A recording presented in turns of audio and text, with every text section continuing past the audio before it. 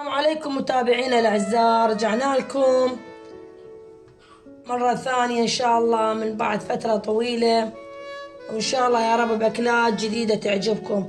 اليوم عندنا دجاج المشوي بالتنور الطين. هذه الدجاجة عندنا الملح، التتبيلة مالتها بابريكا، ماجي الدجاج قليل، كركم، بصل مطحون، كمون، دارسين، وقليل جدا من الفلفل الحار.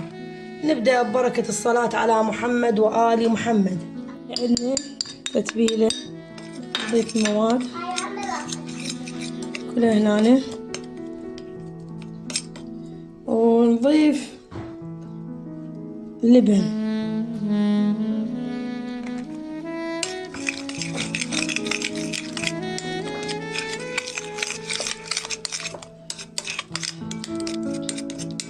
عندنا الملح،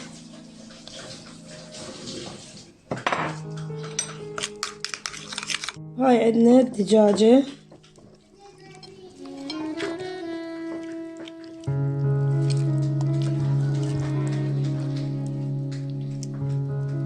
نتركها فترة ساعة، ساعة ونص، ونرجع لها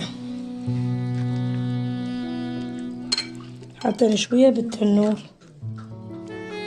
هنا عندنا طحين للنخلة، وإن شاء الله خبزتنا العراقية على التنور الطين.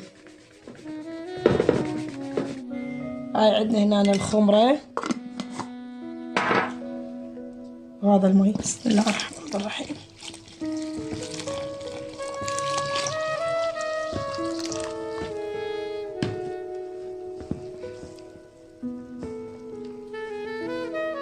هاي عندنا العجينة مثل ما تشوفوها، هذا شكلها.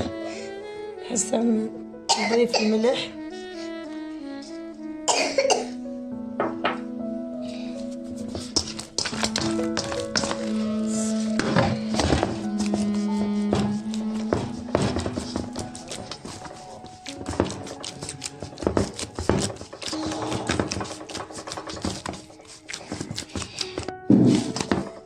هاي عندنا العجينة مثل ما تشوفوها كملت. نضيف لها قليل من المي، ننقعها، وإن شاء الله مرة ثانية نرجع نعجنها. هاي هسه عندنا العجينة مثل ما تشوفوها ارتاحت. نرجع مرة ثانية نعجن بيها.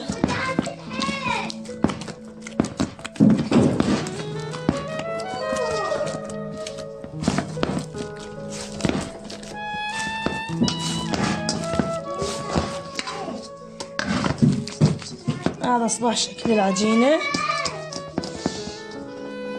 مثل ما تشوفونها.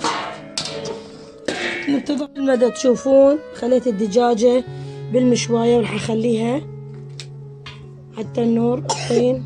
وعندنا هذا الخبز العجين العفو شنكته مثل ما تشوفون الشمك. هسه عندنا هنا الدجاجة، ننتظر إلى أن تستوي. احنا الدجاجة نشفت شوية من المي بيها وخليتها داخل التنور، وهسه عندي أني أخبز إن شاء الله والدجاجة بنص التنور. هاي عندنا هنا الدجاجة مثل ما تشوفون. انتظر إلى أن تستوي.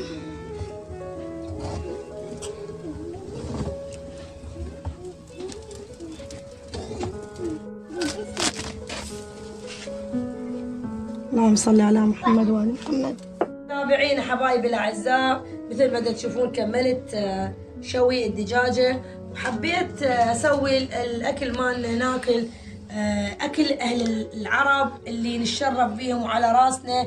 هذا الخبز الطين مثل ما تشوفون، وهاي القعدة إن شاء الله يا ربي أتمناها لكل حبايبي، وأهلا وسهلا. ولا تنسوني باللايك والاشتراك. مع السلامة.